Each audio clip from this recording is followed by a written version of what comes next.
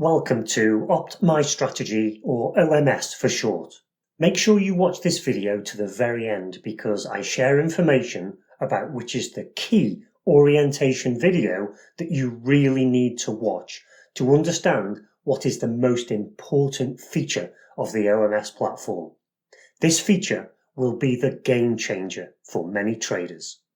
But first, let's look at the concept of a research and development dashboard, like the one you're looking at right now, and talk about how this can help algorithmic traders research, develop, and optimize their trading strategies much more effectively. When we first developed these dashboards, they were only intended for our own personal use within Trade Like a Machine, to help us improve our own trading strategy development process. Since then, of course, they've become a lot more feature-rich, as you'll see from the other orientation videos. But the core concept of a dashboard is still the same as it was back then.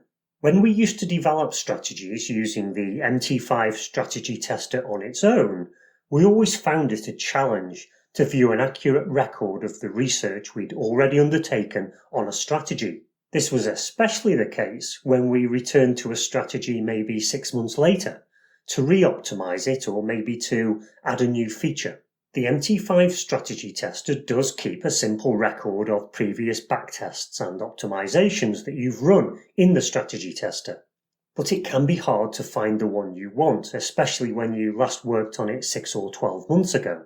This list, and also this list here, sometimes get purged, especially after updating MT5. So finding the information you need can be a challenge.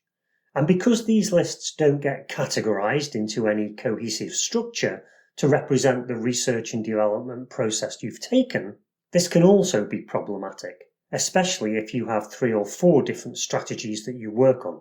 If you click on a backtest here, it brings up the settings that you used, but not the results you obtained, and so you have to run it again. If you're looking for a past backtest that produced great results so that you know what settings you used, this can be very difficult and time-consuming to find. The OMS Research and Development dashboards provide a solution to this problem. You can have a separate dashboard for each of your strategies, and every backtest and optimization you perform gets added to the dashboard so that you have a full history of the process you took previously. What's more, you can add your own notes on each backtest and optimization to explain what you were testing at the time, for example, if you were trying out some new functionality that you'd built. You can also access the exact settings that were used at each stage, so you have complete traceability. We strongly recommend you use a different dashboard for each trading strategy you have, so that the dashboards don't become confusing.